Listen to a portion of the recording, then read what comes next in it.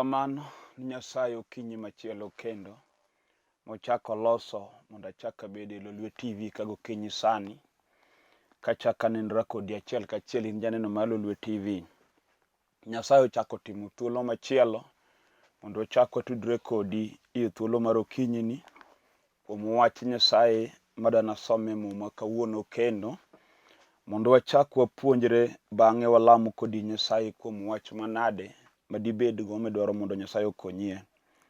En okinyi maber, en Jumapili, ang'eyo ni seche moko ikori idwaro mondo idhi e kanisa, to Nyasaye omiya thuolo matin mondo achak abed gi studio ka.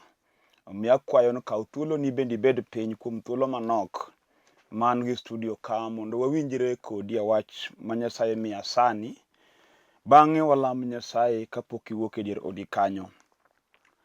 Nyinga an Bishop William Abol, an jalego Murmalange piny Siaya County. Gisani tadak e piny Nairobi ka. Nyasaye oketa e studio ka okinyi ni kendo mondo wasom kuom wach madwani mondo apuonj gokinyi ma kawuono. Adwani kaw mumbi mondo wasom kodi ya muma mar Jo-Rumi. Kaw muma in be mondo wasom kamoro achiel muma mar Jo-Rumi 8 kwan matindo 31. Jo-Rumi 8 matindo 31 wacho niya: to koro wan awach ang'o kuom wechegi? Ka Nyasaye ni kodwa, ng'ano manyalo bedo jasikwa. Mane wach masomo madwani mondo mi awuoye gokinyi ma kawuono, kendo bang'e walam Nyasaye. Emomiyo in be bed mos kendo chik iti kuom wach madana puonj gokinyi ni kendo mondo mi kan wachope giko to walam Nyasaye kodi kanyachiel kuom wach miwinjo. Jumapili mokalo nyocha ne awuoyo kuom wach Nyasaye. Kendo ne walamo Nyasaye kuom weche mane wapuonjore chieng' Jumapili. To Nyasaye nochako miya thuolo kawuono kendo mondo achak asom kuom wachne. Jumapili mokalo nyocha ne wasomo wach mawacho kuom ji ok nyalre, lakini kuom Nyasaye gik moko duto te nyalore. Okinyi ma kawuono asome muma mar Jo-Rumi mawacho ni koro wan awach ang'o kuom wechegi? Ka Nyasaye ni kodwa, ng'ano manyalo bedo jawasikwa. E ngima mar dhano nitie weche moko matek mamako ji, matamo dhano kaka digitim. Kech wan gi ng'ato makata okinyi sama koro ibet odi kanyo kibet piny, tie weche moko momaki madier mar chunyi kia kaka itim. Kendo gin weche ma king'iyo mos to kine giko margi. Kech wan kod weche moko ma kiluwo tiyudo ni gin gik maluwo ji koa e dala kata remo kama onyuolie ng'ato. To en gima seche moko king'iyo jomotelo mbele to gigo noseloyogi kata notiekogi. Ma in be kineno ka wach nochopo kuomi ting'e ni bende rumo. Kech wan kod dala moro, dala ka dala nigi chandruok mochome. Kata obed dala jamoko, kata obed dala ng'amodhier. Dala ka dala nigi chandruok ma mare. Kendo dala ka dala nikod richo mamako. Koro inyapo ka nitie wach moro moluwi kata momaki, ma king'iyo mos tiyudo ka en gima oonge kod gikone. Onyalo bedo kata tuo. Wan gi miere moko mantie tuoche moko magin gik maluwo ji e remo. Inyayudo ka ng'ato dala moro nitie dala ma kiluwo mos nyaka iyude ka jandulme nitie magore piny. Mano ok ojalisha kata ng'ama dichuo kata ng'ama dhako, kata onyako kata wuoyi. Inyapo ka dalano generation ka generation nyaka yude jomoko mapodho ndulme. To ndulme no nyalo yiero kata ng'ato mosomo kata obed daktari machiedho ji e osiptal. Kinde moko nawuoyo kod daktari moro ma mama ka koro ndulme ogole e tich mar udaktari mokoro bet piny ok odhi tich nikech samo en e tich e osiptal to samo dhi mondo atend jatuo to en ema gore piny. Faint more kaw kata 1 hour kamopodhe nikech ndulme goye piny. Mano gimoloye gi daktari ma en go. To kane awuoyo kode mos tayudo ni gini gir dalagi matimo ga ji. Mano gimomake gi riekone mar somo, omake gi lony ma en go kendo tame. Koro okinyi ma kawuono nitie weche moko momako ji. Ma kiluwo mos to iyudo ka gin gik manoseloyo nyaka jok motelo mbeleni. Inyayudo kata ka nitie dala moro ma jachien omake ji gomer. En kong'o ma katibed nyako monyuol dala ni biro madho kong'o. Katibed wuoyi ibiro madho kong'o. En kong'o machamo nyaka jaduong' man gi dalane. Miyudo ka jaduong' maduong' man gi dalane gi nyithinde gi nyikwaye mer karaure kor piny. King'iyo mos kong'ono to ken kong'o mochakre kuom jaduong'no, en gir dalano. Adier osebedo jasik dongo mar jomodak kanyo. Moseche moko dala monego bedo dala migeno dong' chien e gweng'. Kech kong'o mako ji. En kong'o ma ng'ato madho mos nyaka lowo. Miyudo ka ng'ato uso lowo mar dala, to lowo no, pes lowo no kouso nopuonjgo nyathi e skul. En gima idwa madhgo kong'o kamano marum te. Mamiere moko kata sama koro ayale ni, tie nyithindo mokoso kama gigedie, to ok nikech jonyuolgi ne onge lowo. Lakini jachiend ura mar mer, nomiyo jaduong' uso nyaka lowo nyaka kama nyithinde onego gedie. Mano gima nyalo mako dala moro. Kendo en gima ochung' matek motamo ji kaka tim. To gino timo ji kinde moro kane piny Uganda nayudo dala moro ma jachien omako ji gi mer, ma kata ibed nyar ng'ato kokendi e dalano tidonjo kikia madho kong'o. To bang' muda matin iyudo ka koro ibe donjo e kong dalano. Onge ng'ama ni dala kanyo moko madh kong'o. En kong'o ma ka ji mer te nyaka guogi e dala. Kech ura mar mer omako dala. Mano gima obedo jasik dalano motamo dala dongo. Omiyo onge nyathi machopo kata form 1. Nyathi kochopo e klas 6-7 osedonjo e mer. Dhano mer te. Gineno mano lifestyle. Kata kamano en ura maduong' ahinya. Momiyo dalano kiyudo ng'at matiyo tich moro, to en ng'ama ondik kwath. Mani iyudo ka wuod dalano kowuok nodhi pango, to en ng'ama dhi dwaro tij kwath e kor piny. Onge ng'ama inyalo gen e dala, ke jachiend kong'o mako ji. En kong'o modhi moluwo nyaka wagogni kuonde ma gitede. Iyudo ka nyadalano kodhi tedo piny moro to kiny winjo nolony mer. Mae gima omako dalani. Obedo jasik dalano kendo tamo dalano dongo. Paulo wacho niya, koro wan awachang'o kuom wechegi. Weche bila ma koro maki mibe neno koloigo. To wacho man ka Nyasaye ni kodwa, onge ng'ato kata gima nyalo bedo jasikwa ka Nyasaye obedo jakorwa. Okinyi kata ben in ibet piny sani ng'iya, to nitie weche moko adier madhi kodi nikech wan gi jachien sani ma bende sando piny, modonjo e udi mag jomodak miluongo jachiend chode. En sani oketho dak mag ji mang'eny, momiyo generation masani, jomatindo masani wacho ni kendo onge. Kech adier jachiend chode omako ji, omako mon to omako chuo. Nyaka jomosomo nyaka jomok osomo. Jachiend chode sando. Miyudo ka kata sani king'iyo piny, to generation masani, thoth ji gin single mother, ke jachien odagi no ginyal tedo. To gima oketho tedo mag ji mang'eny en chode. Okinyi ni kawuono kibet piny king'iya, onego igo picha mondo ine gima ketho odi. Inyayudo ni dichuo kata okinyi sami bet piny sani, king'iyo mos kaka jachiend chode timi, oketi mokinyal bedo gi mipango kod family mari. Kendo adier kata itiyo chamo msara in go pesa, to pesa ni ok kony nyithindi minyuolo. Pesa ni ok konyi chiegi, pesa no konyi kata jonyuolni.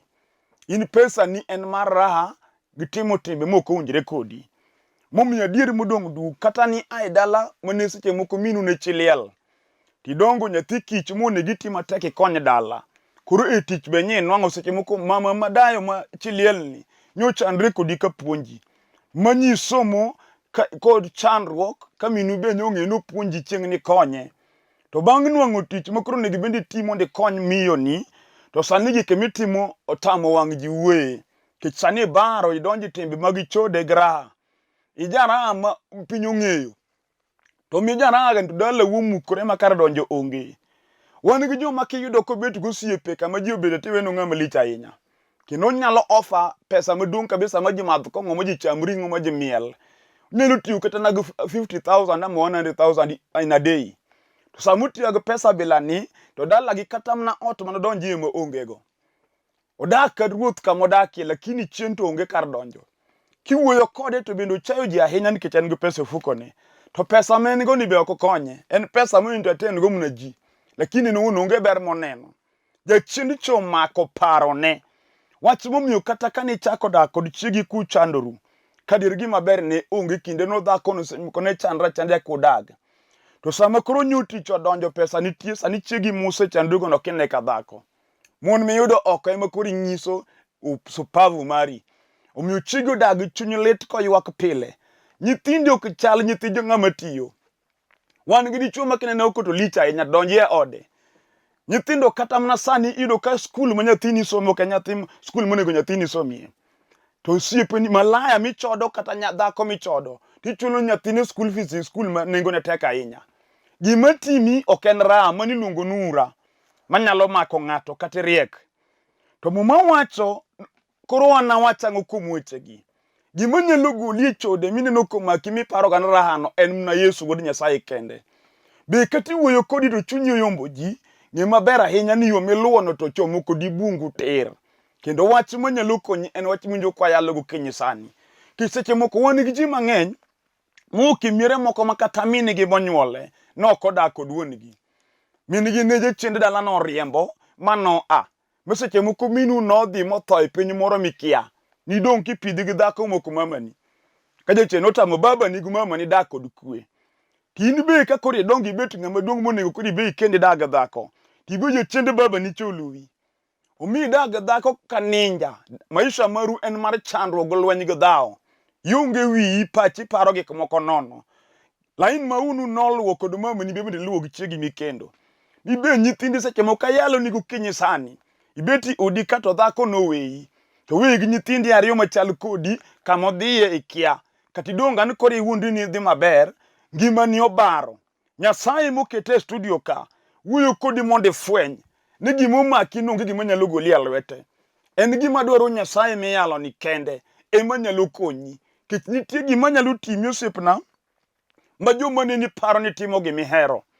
Kendo ji nyalo blame nyaki family. Miyudo ka ji mang'eny wuoyo kuom nyingi ni ng'ane rach. Gikia ni gima timi no ken heroni.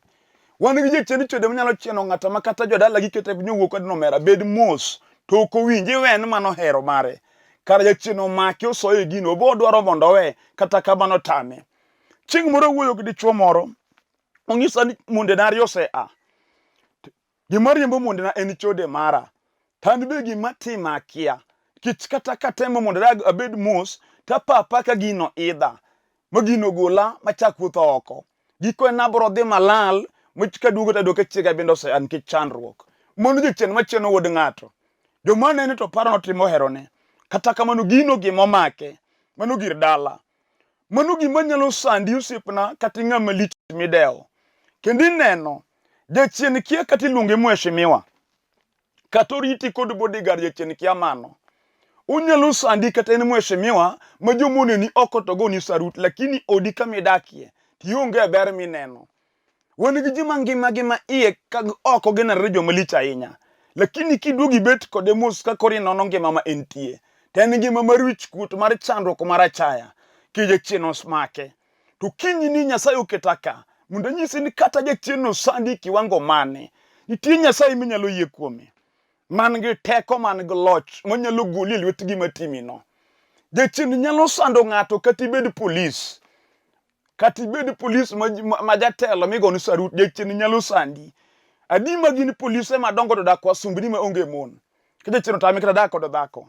Seche mo gimotimo no kelo tuo kuomi moloki dhako. Momiyo in na dhako kanyo. Jomone neni kagima indichuo kata kamano gima timi ine ming'eyo. Kech gino omako ngimani. Mano gima onge yath manyalo chiedhi. Kata idhi osiptal, ibo winjo ka daktari wacho ni dhi dwaro mana kansila manyalo kansili. En gima okalo rieko mar piny. To wan gi Nyasaye man gi teko. Nyasaye ma ono nyalo guduong' manyalo kecho ngimani. Ukinyi sama yaleni. Kato bin jachien no obagi. Jachien be nyalo bago ng'ato. Yudo ng'ato piny obaga dier. Mokiano tim nang'o. Tie ng'ato makata pesa en ga ena. Lakini gima do tim go pesa no otame. Jachien obago pache makotem no par matok wuogne. Kopano tem matok wuogne. Jachien obage. To kinyi makawuono Nyasaye oketa ka mondo awuo kodi. Paulo wacho ni koro wanawachang'o kuom wechegi. Ka Nyasaye ni kodwa, ng'ano manyalo bedo jawasikwa. Gimomiyo gik makamagi timorenwa en nikech wadagi Nyasaye. Wadong' adong'a gi riekowa gi sombwa gi pesa ma wan go. To wadagi Nyasaye. To ka Nyasaye jakorwa, onge gima nyalo bedo jasik ng'ama nigi Nyasaye. Onge gima nyalo loyo ng'at mong'eyo Nyasaye malamo Nyasaye mawuotho gi Nyasaye. Kata obed gir ura mar dala maka ng'ato. Kata obed jachien mochung' e dala ka ng'ato ni nyiri monyuol dala no ok dhi tedo. Kech wan gi dala makendo nyitedo ka nyiri jochiandi gibeyo. Nangoromo gi kendo girie gi somo. Adier kata tich gitiyo gen go pesa. Lakini gimiyo chino tamre dalo no nyar ng'ato kidhi tedo. Omiyo higni kalo miyudo ka nyiri mane mbele ni te onge modhi tedo. Kendo adier, jachien no dhi kodi miego kinde ni mag duong' ka ok ineno dichuo mokendi. Wan gi jachien moyien nyako. Yudo ng'ama miye ich. Man to kokos. Kendo adier modong' duk en joma dware gin joma dware mnosiep. Mago to ng'eny ndi. Lakini ng'ama kende mundo lungi chiege to tamore. To kiluogi tido ka gino mako nyaka nyaminu maduong' seche moko mako jodalau. Onge madhiga tedo madagi. Moseche moko in gi nyithindo moko ariyo, nyathi ka nyithindo kod wuongi. Mano ka jachien otiyou. Moseche moko kidhi dala, nitie dala ma kidonji od miyo ma min nyithindo, tiywak. Kichudo kadayo mutimo nego dagi ngima mar ber. Jachien oduoki pidi. Nyige nyuol kelo na nyithindo ene mapidho nigi. Jachien odagi ni nyigi ok nyal dhi tedo. To kukinyi makawuono kayalo ka. Diko wacho onge gima nyalo tamo Nyasach muma. In be nyalo yie kaka janyuol kibet piny kinena. Moja dir gima timo nyithinda oromo chunya. Aol gwich kuot maneno. Ket nyithindi onge mamiyi kwe. Onge migeno kuom adier. Puonjo ti puonjo somo. Lakini gima ber miyudi sombi no bende onge. Jachien odagi. Gimomiyo mano timre Nyasaye onge kanyo. Nyasaye pok idwaro Nyasaye. To ukinyi ni nyalo kawo Nyasaye man gi teko. Nyasaye moloyo ajuoke. Katibe na nyuola emodongo ni dalani. Mane giwuoyo ni nyuol to ginine. Tadier kaka ne giwacho ni ka nyithindi obagni te. Onge mineno dongo mare. Kata bed mawuoyi. Wan gi dala ma iyudo ka nitie yawuoyi monego ged kata simba e dala. To onge kama yawuoyi onego ged simba bungu emoyugno. Yawuoti mosomo ma jopesa olala oko. Duogo dala bende otamore. Iyudo ka moko biro nyaka kod gari kariembo. To gari e ode moninde e dala. Kusebudho kodi ot odhi otaro kom gari toni e ot ka piny ruto wuok oa. Pesa mar nyiewo gari yudore to mar gero to tamore. Mono jochiende lal momako od ng'ato. Ukinyi wayal ni Yesu jal manyalo ketho gima otamo rieko dhano. Muma wacho koro wana wacho go kuom wechegi. Ka Nyasaye ni koda, ng'ama nyalo bedo jawasika en ng'a? Mama kata be jachien momi ikendi tiriembi. Uchako gi dichuo sama chandruok nitie mana tiber. To sama gweth odonjo ma koro udagi dichuo mondo ucham, tini riembi kendo dhako more machamo mwandugo. Wan gi dhako ma jachien oyiene dak mar chandruok. Ber to ok noyienie. Ma sama chuori pod onge gimoro, mantu chandru kabisa, muti tije moko owinjore kodu. To ka dichuo no yudo pesa, makoro pesa donji ot, tini emiriembi. To kuseriembi to kendo dhako motidwa gi dago gikwa ahinya. Seche moko chuari oseriembi, to moriembi go kidogo chiko itido gi kendo, to mon mo kendo gidaga, in emo dak no tami kodgi. Mano jachien muluwi. Mano gima nyalo chamo chunyi mas chunyi gombo tho. Be nya yudo ka chunyi wuoyo kata okinyi sani chunyi gombo chamo sumu. Kech in gi nyithindo michandigo to wege nyithindo go ngima. To gidewi bende gin joma man gi pesa monego pidh kata nyithindgi. Jachien chandruok modak kuomi otamo nyaka jogo nok nyal konyi. Mano gima sando ngimani. Ukinyi makawuono nitie Nyasaye manyalo konyi kiyie, kiwinjo wach mayalo. Kibet piny tiwacho chuny adier ni gimiwuoyo gin to tima. Wan gi jomoko be magina joma tiyo yudo pesa. Kata kamano pesa monwang'o ok konye. Seche moko be kata kong'o ok omadh. Lakini kata yudo mna $1,000,000 to pesa no rumo magimo konyego onge. Ena pesa madhi kisran mipono pesa rumo kamano. Gimotimi ikian en ang'o. Chandu chunya nyan ang'o momiyo an okanya yudo pesa matimo gima konya. Wan gi jomoko be jachien oketo mna gowi. Ina gowi. Saka gowi. In jachien odagi no kinyal bedo kod giri mamiyi kwe. To kinyi anyalo ni Yesu Kristo. Mawuod Nyasaye ng'at man gi teko moloyo chiende. Muma wacho ni koro wana wachango kuom wechegi. Ka Nyasaye ni kodwa. Jaduong' ka Nyasaye obedo Nyasach dalani. Achaya gwich kuot mochago dalani ok nochako bedie kendo. Gimomiyo dalani uchung' kaka ineno no. Ni idagi Nyasaye. Wan gi jodongo maundre gidhi kanisa kata kamano gin gi riekni mopondo magitimo ling'. Moko nuga juoke madonjo mani mere gotieno ka jenindo. Ukinyi da juogo se mondo gimitimi dalani ting'eyo. Idagi Nyasaye. Mae momiyo dalani odong' kaka odong'no. Emomiyo nyithindi minyuolo ok dewi. Wan gi ng'ato man gi nyithinde monego konye to nyithindo loko paro ok dewe. Kijachien madalane otame ni gima ber ok nyal timrene. Muma wacho ni koro wan wacho ngo kuom wechegi ka Nyasaye ni kodwa. Omiyo ka Nyasaye obedo jakor ng'ato, kata obed ng'ama nochama ne piny oweyo, ng'ano nyaka bed ng'ama igeno. Chieng' moro Yesu makoro wuoyo kuome ni, muma wacho ni ka noloridho nam Girasi, to yudo dichuo moro ma jochede mag neko nomako. Mo jochedego nogole e dala motero daki kaburi kamike jomotho. Muma wacho ni godhiambo ka chieng' dhi podho, dichuo ni ne godo ringre jomotho, tie mochamo to ng'olre gi kite koywak. Muma wacho ni kata ni temo mondo make mondo tweye gi nyororo to nochodo. Tol nochodo, wacho momiyo nyaka sirikal mar pinyno nosewe ni en ng'at mokethore. Kendo ong'ama ne dewe ka dhano. To chieng' ma Yesu manyalo nochope piny Gerasi, to yudo nyaneko no kodak e thim ochalo le. Oko chalo dhano dende chal dend le. To romo gi Yesu ja Nazareth, ng'at man gi teko. Mwacho ni chieng' no jochiende modak kuom dichuo nogo koko ka fulore ni Yesu. Mane gi wuok kuom dichuo ne magi we dichuo ne magi donje i anguro, magi thoga ngure nam. Dichuo no dong kan thuolo. Ng'ama ni piny oweyo nok nyal bedo dhano nodok dala ka pako Nyasach muma.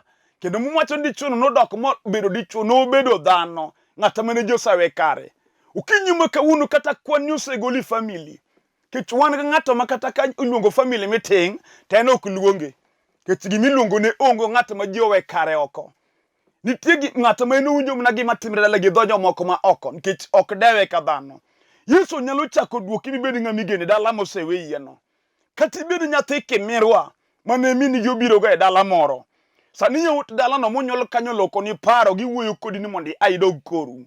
Koru mido dok ne bende kia. Minu mabedo ne gi nyisi kama nonyuoli be nosetho. Idong ka onge kwe.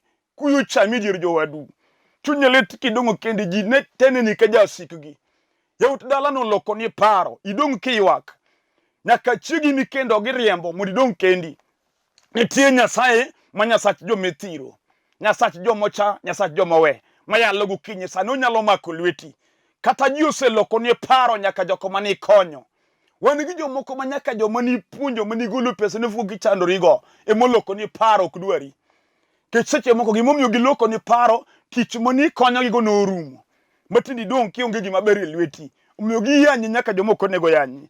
Tie Nyasaye manyalo duoko geno kama geno onge. Nyasaye ma Nyasach Ibrahim Katera. Nyasaye manyalo duoko geno kama geno onge. Nyasaye no kiyie kuome gokinyi sani. Kata juse chai kiwango mane. Nyasachwa no nyalo chako duoko ni geno kendo. Eni Nyasaye manolimo dala ga Maritha ga Mariam. Ka Lazaro mane ewuoyi migene dala. No seninde liel. Lazaro geno mar dala no setho. Maritha ga Mariam odong' nyiri ariyo dala ma onge geno. Nikech ywagogni to ji ochayo nikech mago to pi mopong'. Gin kanyo kawuono kiny gidhi tedo lo odong' na nyuola. To chieng' ma Yesu nodonjo do ka Lazaro yike liel. Piny nyiero duong' anyuola go mbaka. Ji pogore mwandu mag dala. Chieng' no ne kuyo duong' e dala nikech Lazaro mane geno mar dala nosetho. To Yesu ma jabiro chien manyalo biro kata ka piny osedong' kodi ka ji neni ng'ama onge geno. Kata manyalo limo dala moro mochaka ka dala gi Lazaro nosedong' kocha. To sama Yesu nodonjo geno mane olal ema Yesu noduoko. Ukinyi ni kata bende geno ni oselal mama, iwinjo kionge geno kind mon weteni. Kendo iwinjo ka seche moko kata kibet e kind jowadu. To ka ji wuoyo tiparo ni in ema giwuoyo kuomi. Kech gima timi en gima nenore. Nyasachwa ma jaduok geno nyalo mako lweti gokinyi ma kawuono. Mochako chungi mochako duok ni geno. Wan gi ng'ato ma kata koyudo ka ji go mbaka. To chunye chando ni joge nyaka bed wuoyo mna kuoma. Kech gima timore ni neno. To Nyasaye mokete e studio gokinyi ma kawuono wuoyo kodi kama intie kanyo. Ni gimineno matimi machamo chunyi no nyalore kuom Yesu wuod Nyasaye. Kato ben ji no sedhi kodi mumi luoro romo kod ji. Wan ng'ato ma kod jomong'eyo to pondo negi. Kech gima en sani ok en gima ne en. Yechino loko ni pattern.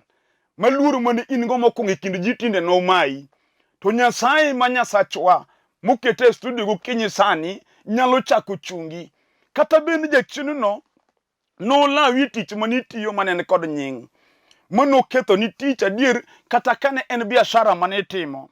Wan gi jok mano chako biashara to biashara ne dhi kodgi maber ahinya. Kendo ne gin go mwandu ma biashara nokelo.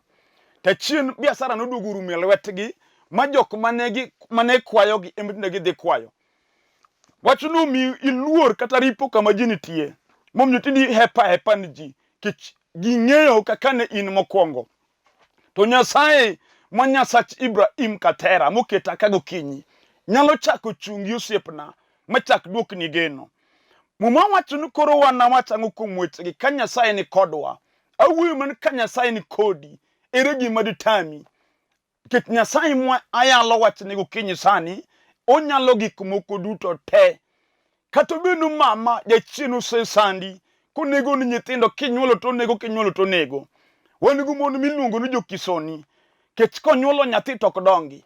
Jachien nego moikelo odong picha ka mulire kor ot. Wach momiyo king'iyo picha nyithindo miseiko to koyo chami. Maseche moko nyaka dichumo kendi chunyose akuomi. To Nyasaye ma yalo gokinyi sana nigi teko. Onyalo mako lweti mochako duokni geno. Onyalo rieni bade mochako golni achaya gwich kuot. Kata beno sei mai nying mane in go. Moje cheno me nying mok mari. Yesu nyalo chako duoko ni nying manyien. Kata bendi chuje chenini obagi makimi chako go kamitego tamore. Nyasachwa nitiego kinyi makawuono. Kata beni tuoye moketigo. Ijami dekre ma kinde ga kinde in a ward. Kato kinyi samele ninde pien dende let ituo. Nitie Nyasaye majachang. Manyalo wachne gokinyi makawuono. Manyalo changi kamininde kanyo. Kata beni jachino kitimna kod cases e court. In kitiyo kiyudo pesa dirumo kuom lawyers. Kich cases moko chungi mbele ni makati yalo tok room. Kawuono kelo Yesu lawyer maradier. Mambiro chung ni buche mama i pesa go. Ukinyi ni katobeje chini mukitine ki plan. Kichwani ngata makini mopango no dwa dhigedo. To nyaka chege ni nde wad pesa mo dhigero go to chulu go bil. Kata kinde mopango no dwa dhi nyuomo dhako. Nyuoma dhako kende. Mwiteri dhoki dala gi chiegi. Otamore. Kinde mi plan to nyaka ngato thodalau. Ma pesa mi dwa dhi nyombo go nyiewo go dher kaya miyang iliel na nyuola. Mano gimose timi higni te. Omiyo in Januari chako kipango gik mitime mwaka.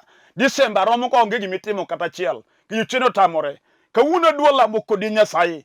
Kata ibedo dhako maka mwaka chako tichako chama kod mon weteni. Wacho no mwaka ne dwa kano pesa ba tim go gimoro madane. Adiri tiyo matek miter pesa chama kuchopo giko mar mwaka ka jigupogore pesa. Kini akro kibandi gowi.